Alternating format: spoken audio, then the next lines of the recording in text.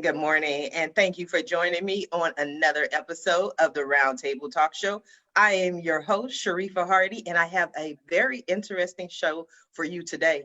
This is one of those shows where I have absolutely no idea where it's going to go, but at the end of the show, we all wind up as friends. We wind up learning, sharing. But for this show, I invite you to go ahead and grab your recorder, go ahead and grab your notepad because you will want to take notes. One of the things that we're learning today is how to porn proof your world for your children with our first guest, Mr. Joshua Shea. Good morning, Joshua. How are you? Good morning, Sharifa. I'm doing quite well. How are you this Friday morning? I'm excited to have the opportunity to sit down and talk to you once again. Our audience may recognize your name, your face, and they will most likely recognize your passion because you've been a guest on the Roundtable Talk Show and Face to Face Talk Show several times, trying to heal the world, save the world. Talk to us about what you're passionate about, Joshua. Ultimately, my passion these days is pornography addiction and educating the world about it and trying to help those who are either addicted or especially those who are the partners of porn addicts get through their traumatic situation. I truly believe that if society in general does not start paying attention to pornography addiction, if parents do not start addressing pornography addiction with their kids, we are going to be looking at one of the real healthcare crises of the next 20, 30 years. And for people who don't know anything about pornography addiction, I know that seems, a little bit out there, but in the last 20 years, the statistics, since we now have high speed internet, um, concerning the 18 to 30-year-old age group absolutely blow everybody else out of the water. The internet is changing the world when it comes to pornography, when it comes to healthy sexuality versus unhealthy sexuality, and nobody's talking about it. I am a former addict myself. I've written 3 books, doing a TED Talk this weekend. I have an online seminar for partners of porn addicts. So I just think that society in so many different facets needs to understand this. I don't want people to end up where I did or my family did. And, I have this calling to talk about it. Don't know where it comes from, but here I am yet again, and I'm glad to be here. I think, and I always tell people I have absolutely no degrees. I graduated from the School of Hard Knocks. I think I was the valedictorian. But so I don't know the details of this. But I would say that part of your passion is because, like you briefly mentioned, is that your world imploded. Like when we think of pornography, most people think it's harmless, nothing will happen. I watched a couple of movies, I look at a couple of magazines, and everything will be okay. But that's not true. No, absolutely. And I think that more people need to understand that pornography addiction is just like every other addiction when it comes to what's happening between the brain or between the ears. Obviously, each addiction has different side effects. You're more likely to go bankrupt if you're a gambling addict. You're more likely to have heart disease if you're a food addict. Drug addicts and alcoholics have other things go wrong with their internal systems. As a porn addict, you really it's almost like a cancer of the mind and how it warps your sexuality, how it changes your view of the world. And that's what happened with me. And I never could have believed that pornography was a problem. I actually discovered my pornography addiction as a diagnosable condition when I was in inpatient rehab for alcoholism. We all know about alcoholism. We all take that seriously. We all know that it's a disease and there are ways to get help. But if you look at the texts out there, like the diagnostic statistics of manuals used by most mental health professionals in the U.S., even alcoholism was a personality disorder until the 1970s. Science is just starting to understand this, and there are a lot of people who are hesitant to call this a real addiction, but I can tell you my alcoholism, my porn addiction were on parallel paths. I use them for very similar reasons. They went hand in hand with each other. So, I just want people to understand that how your world can implode from drug abuse, how your world can implode from alcoholism or gambling addiction. Your world can implode from pornography addiction, and you want to get it taken care of either in yourself or a loved one before it's too late. One of the things that you mentioned was the downsides of pornography, not just your life imploding, but the way you see the world. As far as, I think the phrase that you used was like not seeing them as a person, not humanizing them. That's what happens with everybody, with your partner. A lot of times you'll stop having sex with them, not necessarily because of libido, because that's what happens with addicts. So then you're starting to use your addiction, for so many different reasons, including a sexual outlet. And when you look at the person on the screen, you're not looking at them as a well-formed entity. If you're watching a dirty video or something, are you really thinking about that human being on the screen, or are you just objectifying them? Now, everybody has to determine their own level of morality for what they will allow into their house, what they will allow into their mind and their heart. But I can tell you, I have probably at this point read well over 100 studies on pornography addiction, whether it's how it affects your kids, how it affects your marriage, general attitudes towards sexuality. I have never read a study that reaches the conclusion that porn is a good thing, ever. No matter what the topic or what the specific area is, it never reaches the conclusion pornography helped in this. So, ultimately, it's a harmful substance. And I believe that, much like any other thing, like whether it's gambling, whether it's drinking, there are people who can handle it, but that still doesn't necessarily make it a safe and healthy behavior. Absolutely. Now, Joshua, we are going to come back to you. I want to go ahead and introduce our next guest. His focus with his company is a little different. Now, he has a marketing company, but his main focus is on health and wellness. So we do have to keep the world healthier. Mr. Joshua Kennedy is the founder of Imagine Marketing, a new performance marketing network with a focus on sustainable health and wellness brands. He has a background in digital marketing, having built and scaled internal affiliate programs from scratch to millions of dollars per year. Good morning, Joshua. How are you? Hey, good morning. I'm doing well. How's everybody else doing? We are excited to have you here. Thank you for joining us. Yeah, absolutely. Well, thank you for having me on this morning. Yeah, I'll give you a little bit of introduction about myself and my company and kind of what I'm doing. So, like I said, I've been in digital marketing for the past 3 or 4 years, and kind of on a whim had started. I started working for a health and wellness company, and on a whim started doing this affiliate marketing program and creating it from scratch. So just kind of figured out how it worked, looked at sort of competitors to understand how this whole system worked and how these relationships were created, and laid everything out, and then ended up being very successful with it. Then after a couple of years, I decided if I can do this sort of as an entrepreneur within a company, then I can probably do this for myself outside of a company. So I started Imagine Marketing in January of this year. I do want to focus on, just primarily sustainable brands. So sustainable brands being anything, can even be things like fashion. And we have a lithium battery company, which basically just uses electricity and in a more efficient way. We've got air purifier manufacturers that work with us that sort of cleanse the air, can be placed in, we have, families that we work with in terms of, putting air purifiers in their newborns' rooms, cleansing the air of pet odors. And so just, there's a variety of products under that sort of umbrella of health and wellness that we work with, but that's primarily where we want to work. So essentially what I do is I have, it's now becoming more of a network. So it's a marketing company, but it's really, we're really a host for all these health and wellness companies to meet with advertisers and promoters basically through technology. So it's a network takes a little bit more time to build, but in the future, what I see is, a lot of, like I said, sustainable health and wellness brands on one side, and then a lot of people that fit that category and are able to promote. So that's across. And then what's going to happen is these people are going to be able to come together and they're going to be able to create long-term, hopefully meaningful revenue for both parties. And under me, something new that I've started, which I'm pretty excited about, and I've started doing onboarding for, is I'm also sort of doing this.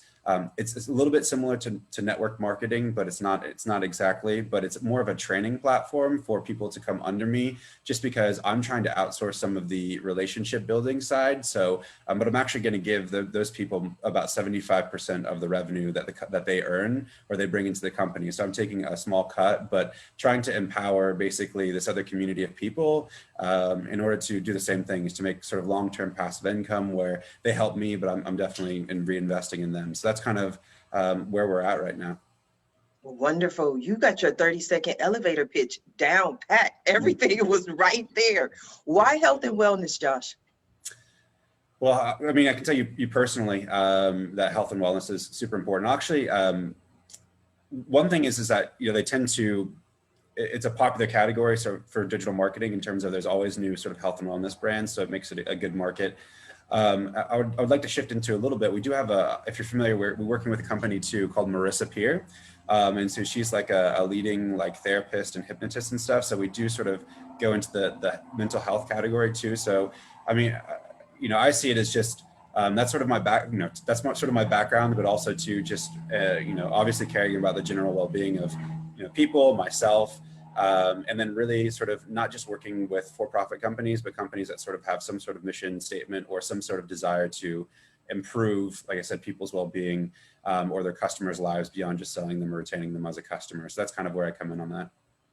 Usually when I find people in the health and wellness industry, there's usually some aspect of their story or someone around, in their circle story where they said, you know what, I have to make sure people have better health because my mother suffered from breast cancer or my dad had this illness. So this is what I learned and I want to help other people. Just like when you look at Joshua Shea, Joshua's life as a kid was one way. His life imploded. He said, you know what, I'm not going to let this happen to anyone else. Was there something like a driving passion for you that said, you know what, I'm going to help health and wellness companies get out there, get known, and promote their brands? Yeah, absolutely. I would say, I definitely have sort of one of the things that I'm working with on a company right now is I do have sort of cancer that runs in my family. And so there is a company that sort of reinvests into cancer research. And there's another one, that same company actually does a lot of things in terms of social awareness. So they also, for like the lesbian, gay, like LGBT community, they reinvest a lot just because one of the owner's sisters actually had committed suicide, I think back in 2011. So they had kind of committed an entire brand or entire basically arm of their business in order to, that kind of thing. So, I mean, I think that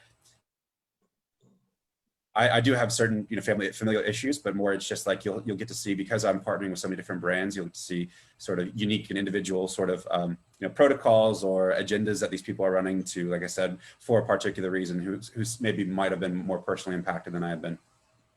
That's okay too. As long as you're out there helping the world, solving some of our problems, that's the most important thing. I'm going to come back to you, Josh. I want to go ahead and introduce our next guest, Miss Katie Green. Katie has been in the equipment service side of the hospitality industry for 20 years. She serves on the leadership team for her organization, RSI.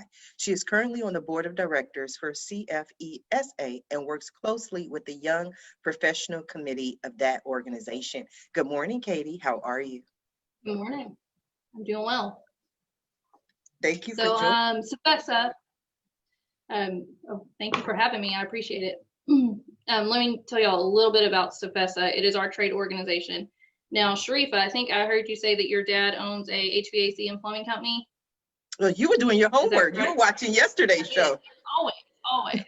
So, we are kind of similar. We're in the service industry and we do the commercial side of the service for the food equipment. So think about your restaurants, your hotels, your hospitals, your schools, anything commercial. And it's hot and cold. So it's the refrigeration, ice machine, beer systems, ovens, grills. We keep the back of the house running for them. So we're kind of in the shadows, so to speak. We're in the background, but we are very vital to the infrastructure of every community. So I am on the board of directors. I've been in the industry at the same company for 20 years. So it was a summer job that never ended. No, that is wonderful. Now, when we talk about the restaurant industry in general, everyone is like, oh my God, they are struggling. And one of the weird things that I notice is that the discrepancies, not only across the country, but like I live in Long Beach, California, they shut down the ability for people to have outside eating. But then when you go a city over, that city is allowed to have outside dining. And I'm like, okay, it's so different. And COVID isn't that different from city to city, but it has to be affecting your industry because as the restaurants suffer, your company has to feel the effect. Absolutely. So, and it does vary depending on where you are in the nation. So what we're finding is that, you know, our industry is a recession-proof industry. It really is. It's a great career opportunity for the service techs, those trade technicians. We need them. So if anybody watching wants to get into the trades, this is a good one.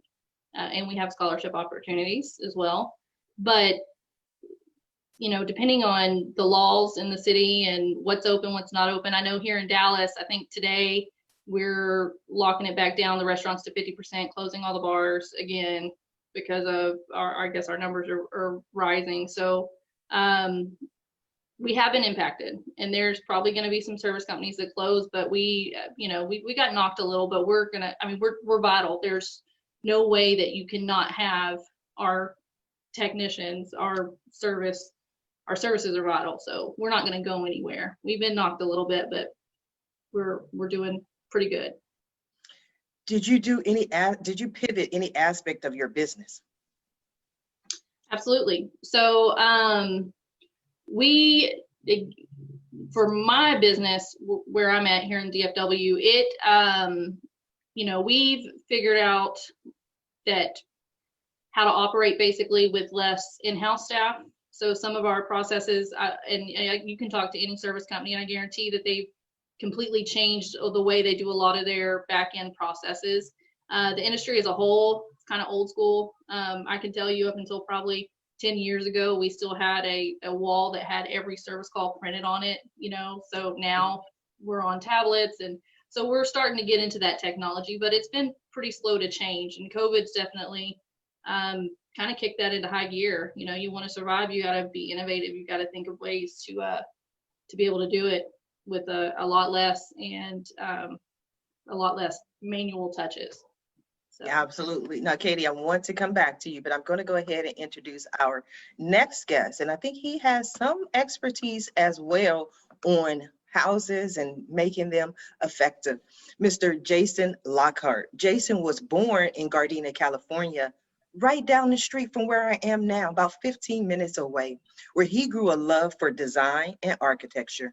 He has over 20 years experience in the architecture and interior design industry. He has worked on several renovation and remodeling projects in both the residential and commercial spaces, several of which had projects cost over $20 million.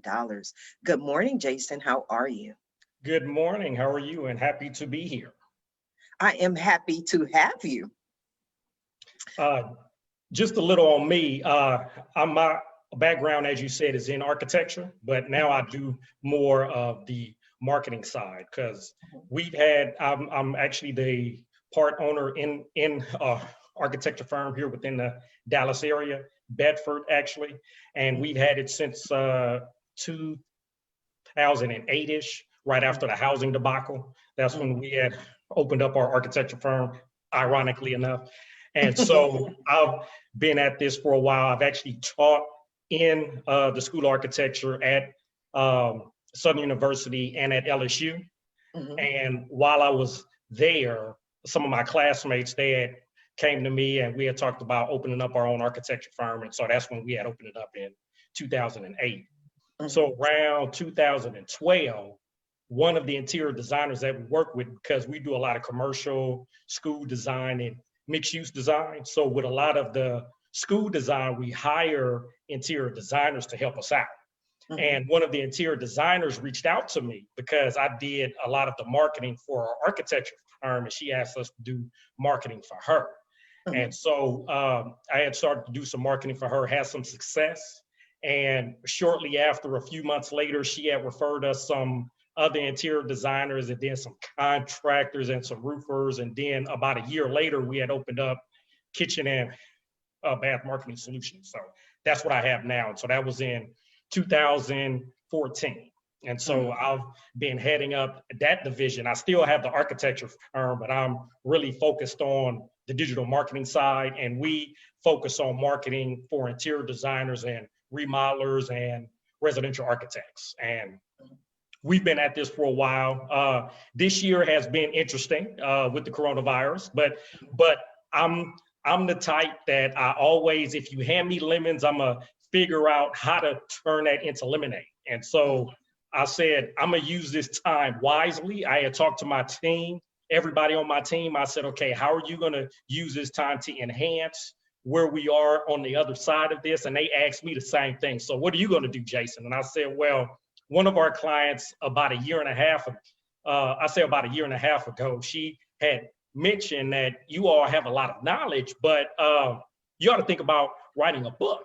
And I was like, okay, well, I don't have the time, but I'm gonna think about that. So one of the positives of the coronavirus is I actually had the time to write the book, and it was published in June. And this is it here, The Complete Guide to Internet Marketing for the Kitchen and Bath Industry.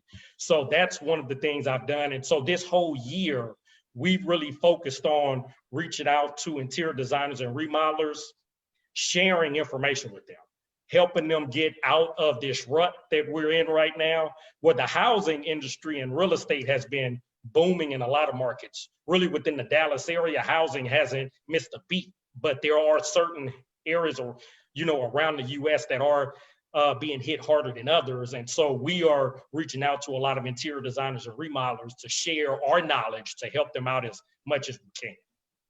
Absolutely. Now, I see that synergy there between you and Katie. One way or another, your focus seems to be on the same industry. Maybe there's some way you can both work together.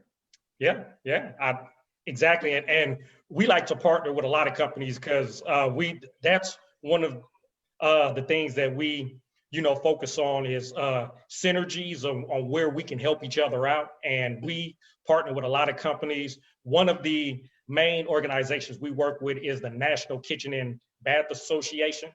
And that's the main, association for the industry that we represent. And so we've done a lot of webinars with we do a lot of training. So I'm one of the CEU providers to do trainings for them. So we like to do partnerships. So that's something we're all about. Absolutely. Katie, what do you think of that partnership? I think that we could talk after this. So yeah, I mean, we do. We're all commercial, so anything that kitchen, that is where we live. So yeah, for sure. Absolutely. And we talk about kitchen proofing, house proofing, but how do you porn proof your house or your home or your children, Joshua? What do parents need to know? Well, parents need to first understand you're not going to porn proof your kids with filters, with not giving them devices, with anything like that, unless you live in a cave that has a big boulder at the entrance, because your kids have to go out into the real world. And, I have, when I've given presentations and whatnot, I get a lot of parents who say to me, yeah, I understand everything you're saying in education. I don't think my kid's ready for that. But we've got filters on their phone. And I was, congratulations, you've locked down one device out of the 4.2 billion smartphones in the world.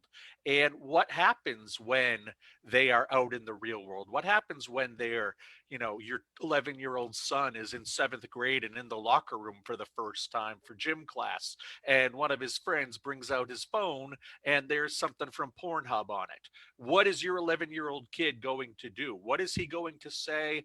How is he going to react?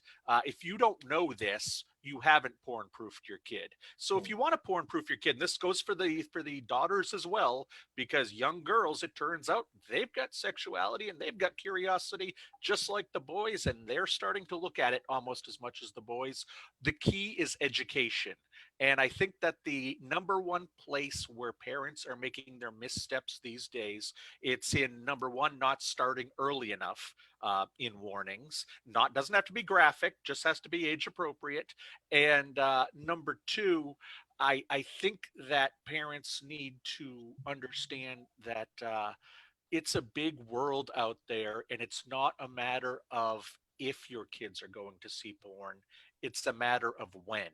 So it needs to be addressed, and it's not part of the birds and the bees speech. It's part of the addiction speech. It's part of the speech of, if you find an open beer, you don't drink it. If you find a cigarette, you don't smoke it. I think it's part of that discussion with children, not necessarily part of the birds and bees discussion, but because of the content of the material, that tends to get intertwined with the birds and the bees, and that's not the place for it. Absolutely. Jason, have you ever had that conversation?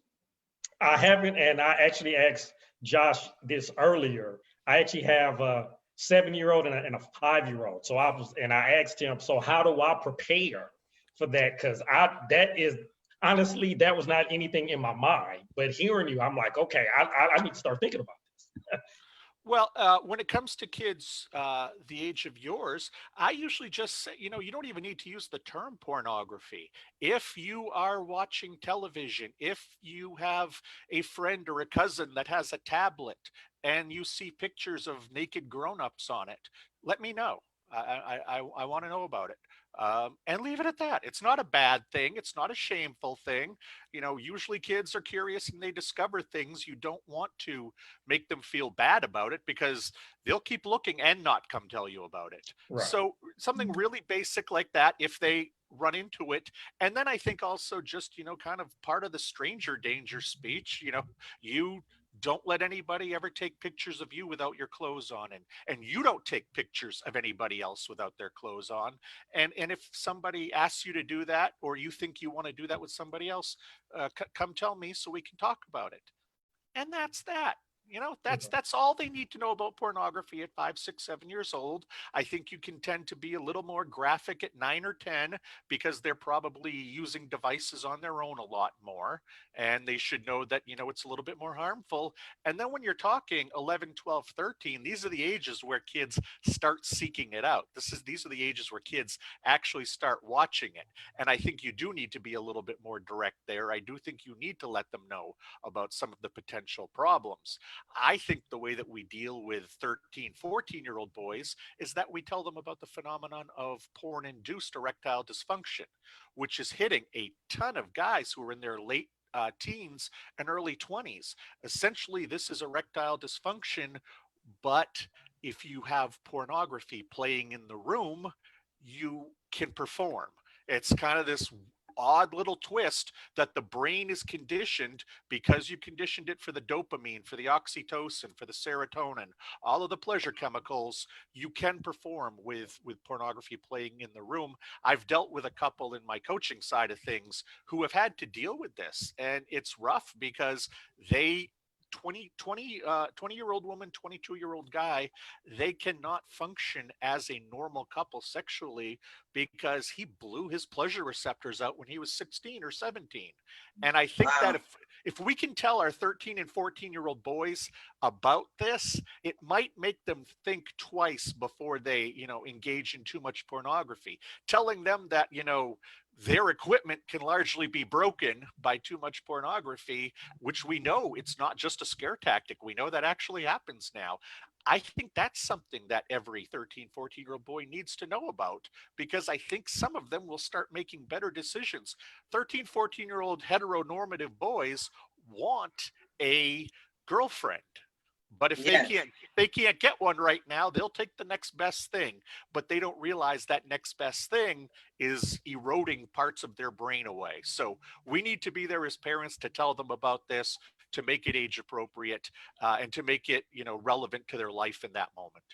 Absolutely, absolutely. And so also when we're talking to our kids, not just about these aspects, because one of the things that we were discussing is COVID. And so many of our children right now are trying to be mentally healthy, trying to be creative, trying to find other ways to expand because their world has completely changed. Even for you, Jason, being an adult, you talked about what you went through. You were focused on one thing, and then you said, you know what, now I have time to write this book. Have you seen with your family the stress that a lot of parents experience during COVID and trying to find that creative outlet for our children? Oh, I had that with my kids having because I had to home teach. So having to teach them at home was a stressor because I'm having to, and I had to get used to this because in March when this all happened, I'm having to learn how to teach them, even though I taught at the college level, having to teach elementary school age and your own is completely different. And one of the teachers had asked me, she said, haven't you taught before? I said, yeah, these are 18, 19-year-olds. I'm having to teach a 5 and a 7 in my own, like that's completely different.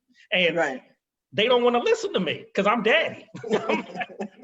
So yes, that was hard. And when I was actually talking to clients, I would have to have a disclaimer where you're going to hear something in the background. After a while, I was hearing from others, oh, I have that happening too. It's no big deal. But at first, it was in my subconscious, like, be quiet, you know, but yeah, that was a stressor.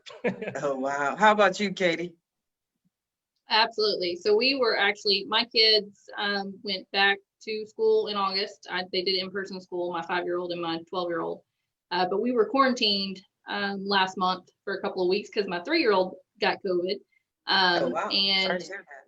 teaching my, 12-year-old was fine, but that 5-year-old, that kindergartner, and those, I don't want to do that anymore. I'm not made for that. Trying to work and trying to make sure that they're doing their stuff, and it's not fun at all. Do you all? But I do have a question for Joshua. Okay, let me ask one first. I'm curious, both you and Jason, I have older children, so I'm really not doing much teaching. I'm more doing nagging that they get their homework done. Do you worry? And I had a conversation with a friend of mine who also has kids my age, and we were glad we weren't in your position because we were wondering, do you think that there is going to be perhaps a generation, or not a generation, but a age swath of children who are not getting certain social skills right now? You can teach them everything in the world, they're still not getting certain social skills they get in a environment around other children and different kinds of children. Do you think that there are going to be any lasting marks at all if this COVID thing, goes on at least through the end of this school year? I think so. I mean, I think that it's gonna be vital in what that generation and how they develop. A lot of kids, maybe they don't come from very good circumstances and having to be home. They don't have those teachers, those people that kind of look out for them, make sure they're getting fed, make sure that, I think that, and they're isolated. The kids are isolated for the most part. It's hard. Isolation is hard. Yeah. So I think it's gonna shape them for sure.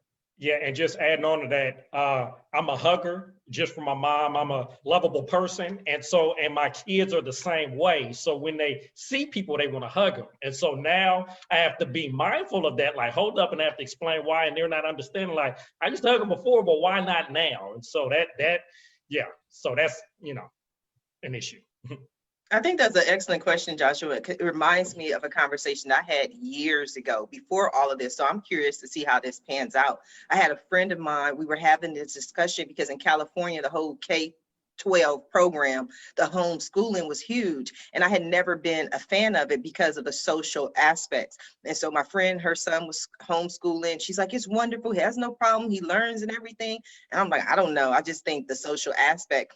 Her son wound up becoming the valedictorian of his class, walked out to give his speech, looked out at the audience, broke down in tears, and ran off the stage. And I was like, I think I just proved my point. You know what I mean? Like, I think I was right. You know what I mean? Isn't that the best time to say I told you so?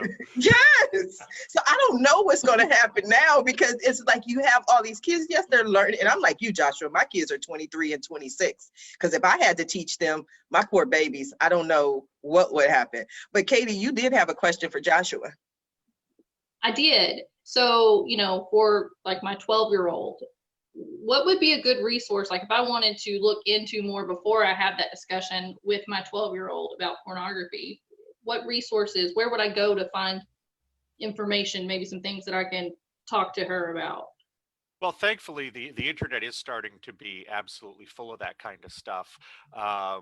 I have a few favorites that are on my webpage, which is recoveringpornaddict.com. If you go to the resources page, it's being revamped right now, so they may not be there this second. I've got somebody doing a revamp on my site, but I do have resources there for parents. I mean, anything on the internet is fine. There's a really popular book. It's called something like Good Pictures, Bad Pictures, very popular, but that's for a younger group, perhaps somebody who's got kids Jason's age. Yeah.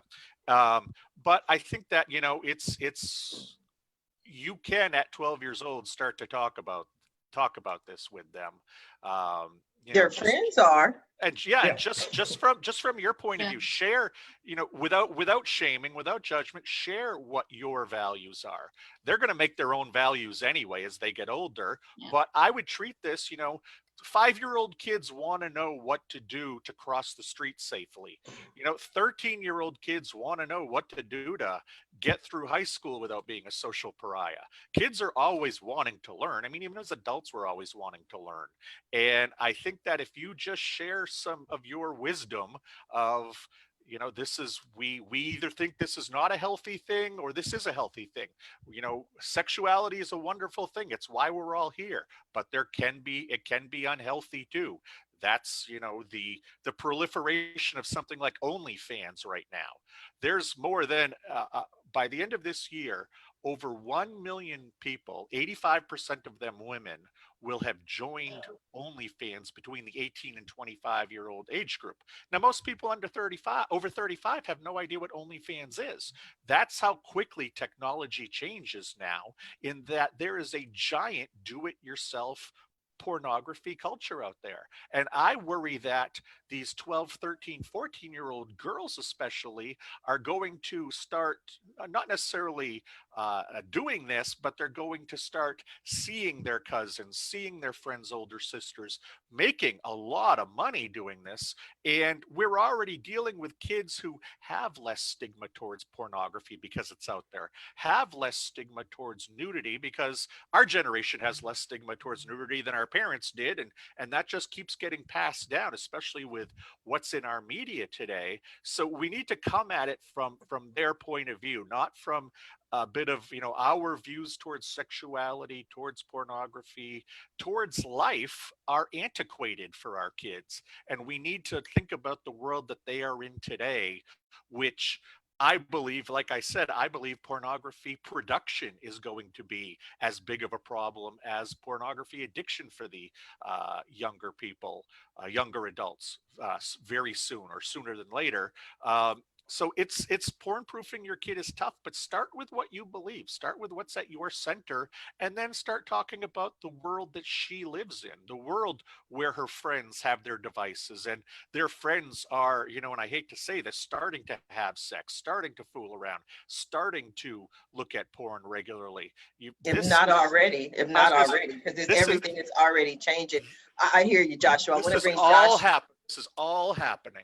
Yes, I want to bring Josh into the conversation. You've been sitting over there so patiently. You're passionate about health and wellness. Conversation's been going everywhere. What are your thoughts so far, Josh? Yeah, I mean, I think it's interesting because I'm 28 years old. So, in terms of the discussion that we were just having, yes, I kind of sit between the two. So I'm not quite in the young, demographic, and I'm not quite, I'm not a parent. And I think it's, I think it's as much, and I think that the porn is obviously an addiction that, it's a troubling addiction, right? At the same time, I think it kind of falls into that category as well as just the sort of the technology addiction too. So I think it's almost a side effect of just having your phones and access to that information all the time, so, and you're talking about like OnlyFans, and we're talking about, I think it's more about like sort of a wearing down, I guess, of what they say, like of the social fabric or sort of like, social interaction where, it's just like that people aren't really having those, I guess, intimate connections or face-to-face connections or whatever, which kind of goes back, it kind of ties together the homeschooling point that you're making, and then also sort of this point, like the pornography issue, which is just that we're not having, like I said, the normal connection that we used to because of the way that we're sort of interfacing with technology and using that to mediate our conversations and our connections with other people. So So as a 28-year-old, how have you been able to find that social connection in this global pandemic? Yeah, well, I mean, definitely, I've been someone to, I didn't go out really, during that time. I was obviously in lockdown, respecting lockdown, but at the same time, I was connecting with other friends, when I could. So, dinners at their houses or little bonfires and that kind of thing. We've done that recently. And it's nice to it's nice to have that sort of, community or whatever. What I will say too is I've been I've been working a lot, so I've been at least connecting with other people through Zoom conferencing and video conferencing, but it's definitely not the same. So yeah, I mean, I think that I miss that, and I think that we all miss that sort of that level of intimacy and community that you can have with other people.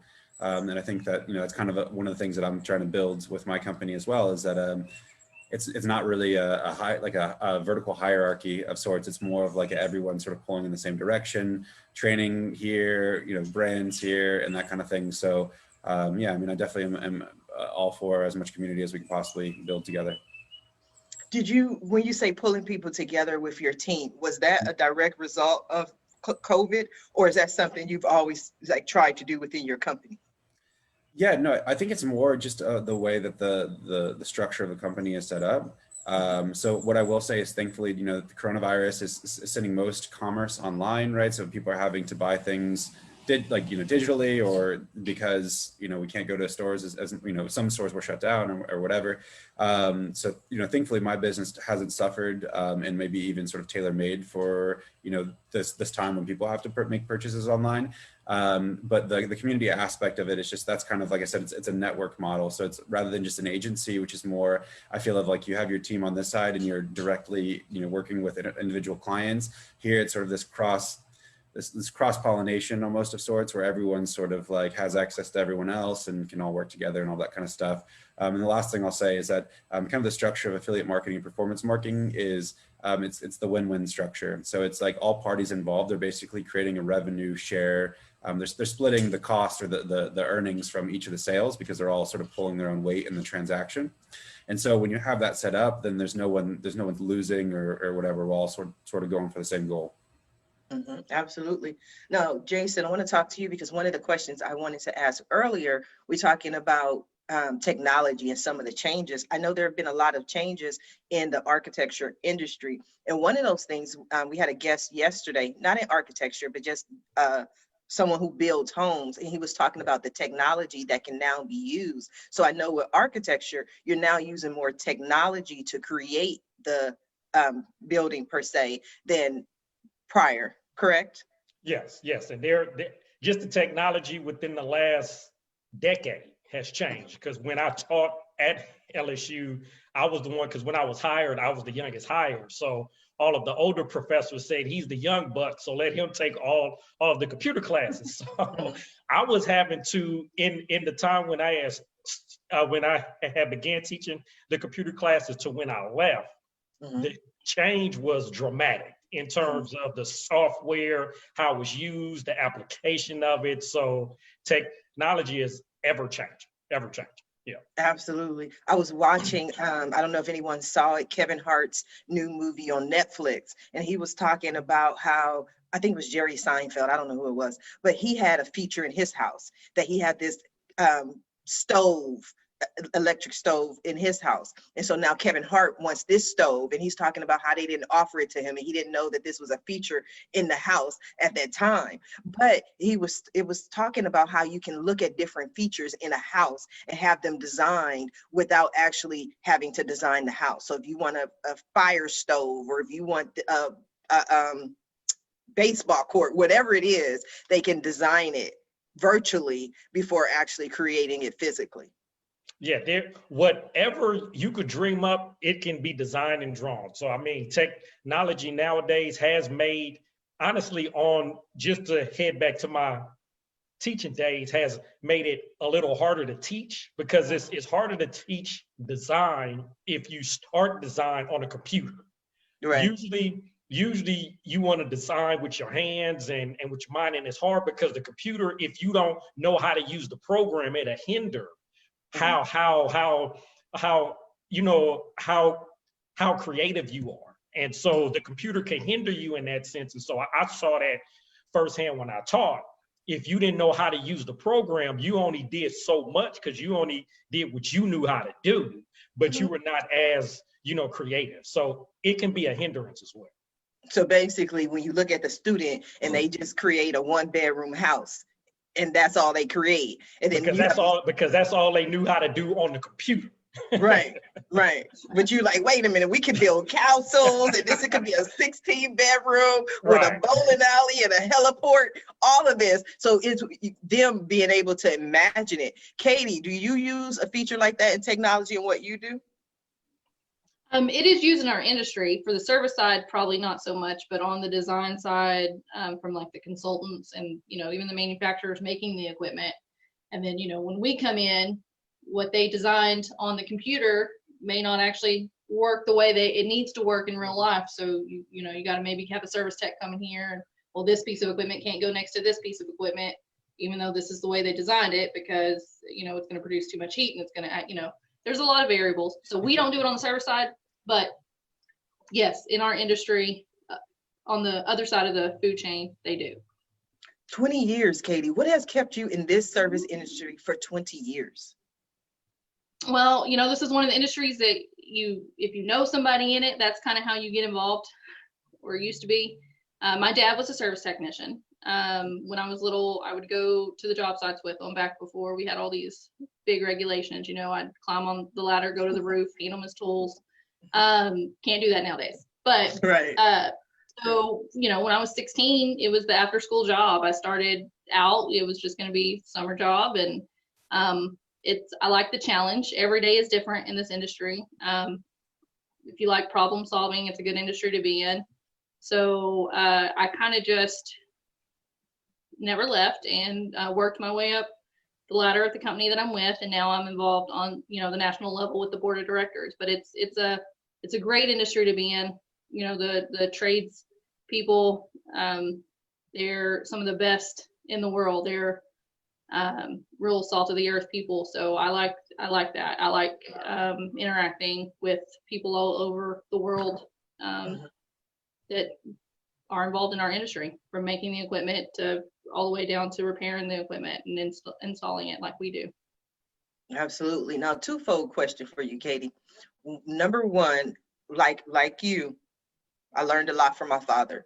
As a kid, I was his customer service person. I was the one who answered the phones and took the jobs, for him to go out. So my question to you is, number one, even though you were handing your dad the tools, were you that child that was excited to be doing it? Or you're like, why am I here with my dad again? And the second part of that question is, do you instill that in your children to come and be a part of what you're doing and to help out and to learn that entrepreneurial spirit?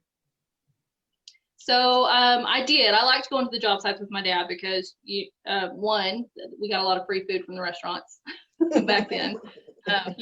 My dad's fixing That's always that. Give me a cheesecake or something. So but yeah. So my kids, obviously I'm not out in the service field. I'm in the office, and I'm in my company. I do like the processes and procedures and kind of handle that side of it. And my daughters know what I do. I've brought work home. I do let, like, my oldest, she's probably knows a little more of what I do than my 5 and my 3-year-old, but absolutely working hard. And I'm always telling her, hey, is there something she wants to, like, make jewelry? Well, you want to sell the jewelry? Well, how are you going to sell it? Who are you going to sell it to? What are you going to do? We talk about that. I'm all about my girls. They can definitely do anything they want in any industry they want. And they got to put the work in, though. Yes, absolutely. Now, Joshua, Shea, you mentioned that your children are older. Have you brought them into your passion and getting this message out? Are they, part of your team? Yeah. I mean, my son says that I never refer to him enough in what I'm doing, but I think he's just a little a glory hound. And my daughter, absolutely. as a young woman, I want her to see what this industry does, especially on this, production side of things. She is coming with me this weekend when I give my TED talk to be my, plus one, because she understands what I'm doing. I think she likes the whole marketing side of things. She likes helping people. And then just when it comes to being the parent side of things, uh, having a 21-year-old and a 17-year-old are fantastic to learn from. I have no idea what the kids are doing these days. I have no idea what the next popular app is going to be. I have no idea what their attitudes are. So having, a son who's still, in high school, and having a daughter who is, in college and young and into the young adult world really helps me understand what's happening. And that's a lot of how I deal with them is asking questions about what people are seeing, what people are thinking, and they understand that it's almost a research thing. I'm not accusing them of anything, I'm not lecturing them. So we're able to have pretty decent conversations that can actually, because we are for the most part adults, can get a little graphic, but we all understand what it is I do, how I talk to people. And there are some people I can talk to graphically. It's very easy to talk to a 25-year-old very graphically. You don't talk to his 48-year-old mother as graphically. And that's what having my kids involved helps. Having my wife involved, asking her questions about when we were going through the early recovery. One of the niches I've really found is in helping the female partners of male addicts, because they suffer in a way that so many partners of addicts don't, with betrayal trauma. And I've been studying that, and I've been writing a lot about that and working with women in that area, and I find that absolutely fascinating. And I didn't know what my wife was going through at the time because I was so wrapped up in my own stuff. So now going back, kind of doing an autopsy on how did she feel before? How did she feel in early recovery? When she learned things, or if there was staggered disclosure over what I did, how did that make her feel? And understanding how it worked in my life has been just as important as understanding the actual addiction to me in being able to reach out and help others. That is very powerful. Now, we are coming down to the last few minutes of the show. And what I love to do at the end of every show is just simply allow my guests the opportunity to speak directly to the audience, to everyone who is watching this show live, as well as everyone who is watching it in the archives, and let them know what you want them to take away from your appearance here today. And we're going to start with Josh Kennedy. All right, well, thank you for tuning in and having me on the show today, and thank you for all the other panelists and guest speakers for sharing a little bit about themselves and their businesses. If you wanted to take anything away, I would just like to talk about personally my business, Imagine Marketing, and sort of how we are I guess serving a lot of different a lot of different people. So we're serving businesses in terms of we're bringing on brands, and we don't charge for onboarding costs to get set up. We are working with different partnerships in order to sort of give them access to brands and get them really good rates to work with the brands. And then we're also, like I said, we're working with these people that are sort of, being trained and, in their spare time when they could be driving an Uber or delivering pizzas or whatever the food delivery service is. It's like, this is an opportunity for them where we don't have to do that. They don't have to beat up their car. So just the sort of the community aspect of the company that I have. And if you have anyone that's interested in any of those different sort of segments of my company, or interested in even just more digital marketing training and stuff like that, I have all of that at my disposal if they're interested. The name of my website or the name of the company is Imagine Marketing. The website is imagine-affiliate.com, and I can be reached at josh@imagine-affiliate.com. Thank you. You are so welcome. Absolutely. Katie, what do you have for us? Well, I would like to use this. Well, thank you for having me, by the way, but I would like to use this time to let everybody know, if you have a kid in high school, if you are, contemplating what you want to do with your life, but you know that you want to do something that's very hands-on, and you have any kind of mechanical aptitude, this is a great industry. You can travel all over. You're not bound to one location, because this is all over our industry. You can make 6 figures a year. It's a great career. So you get paid to learn the trade as well. It's debt free. They pay you to teach you how to do it. And we have scholarship opportunities. So if you go to cefesa.com, cfesa.com, there is a link on there and you can see our $2,500 scholarship. We have one this fall, 2 in the spring, and we need technicians. So if you know somebody or if you're interested, reach out to me. We need technicians. So. Do they have to be in the DFW area? They don't, all over. CEPESA is the national organization, so anywhere that you are, and we're looking for, there is not a service company around that is not hiring technicians, because the average age of technicians, they're getting ready to retire, you know. So we need this younger generation to step up, learn the trade. It's a great career opportunity. Absolutely. Thank you, Katie. Jason, what do you have for us? All right. So I would like to say thank you for having me here. I enjoyed the time. And if you are in the design or the remodeling industry, go to our website, because we are here to help. One of the things that we have implemented this year is we have a resource library, and on there we have articles, we have training videos, we have webinars to help you. And our website is kitchenandbathmarketingsolutions.com, or you can also use the acronyms KABMS.com. And so go to our website. We have a resource library is there to help. And also on the 16th of this month, Wednesday, December 16th, we're going to have a webinar/workshop on how to develop your marketing plan for 2021. This is the same exercise we use with all of our clients at the end of the year to prepare for the next year. So that's going to be an awesome webinar. We're going to have a workbook. It's going to be a 22-page workbook. We're going to roll up our sleeves and we're going to work on your plan for next year. So go to our website, sign up for that. If you cannot attend live, if you sign up, you'll have a replay again at our website, KABMS.com. Is your book available there as well? Yes, and it's on Amazon. And I just heard last week that it's the top remodel and interior design book out there. So I was happy to hear that. So. Congratulations. Give us that book name again, please. It's the complete guide to internet marketing for the kitchen and bath industry. Love it, love it, love it. Thank you, Jason. Joshua, Shea, please go ahead and take us out. All righty. Did you know that next to Monday morning, people say that the day and time they find most depressing is Sunday evening? Well, I can fix that.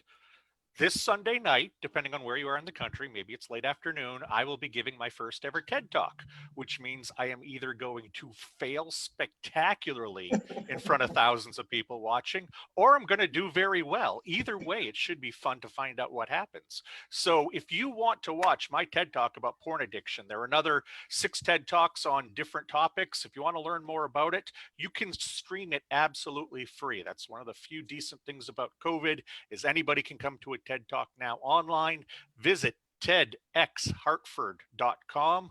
Click on the buy tickets button. You can set your price at $0 or donate if you want. That's tedxhartford.com. If you have any questions about porn addiction or want to reach me, recoveringpornaddict.com is the place. Wow, I like that, but I like what you said about Sundays. I never knew that, but I always tell people Sunday to me is that day I just try to get over, because I'm a go kind of person. I like to do business, talk business, and no one wants to talk business on Sunday. So I'm like, Monday morning, I'm like, yes, it's Monday. I can get back to my energy of what I love to do. So I just want to thank you all for being a guest on today's episode of the Roundtable Talk Show. And I especially want to thank everyone who tuned in to watch this show live, as well as everyone who is watching it in the archives. Just because you didn't catch the live show doesn't mean you're not important. We still need your support. Please go ahead and share the show, but don't just watch the show. Don't just share the show. Please support our guests. Visit their websites. Their information is in the Facebook post. Follow them on social media. Send them a message. And when you reach out to them, please let them know Sharifa Hardy says hi. Now, if you're interested in more ways that I can help your business, or maybe you want to pick up your tickets to my New Year, New You 2-day teleconference on December 29th and 30th, or maybe you want to be a guest on the Roundtable Talk Show, please visit my website at asksharifa.com. Until Monday morning, everyone have a safe and a blessed weekend. Bye now.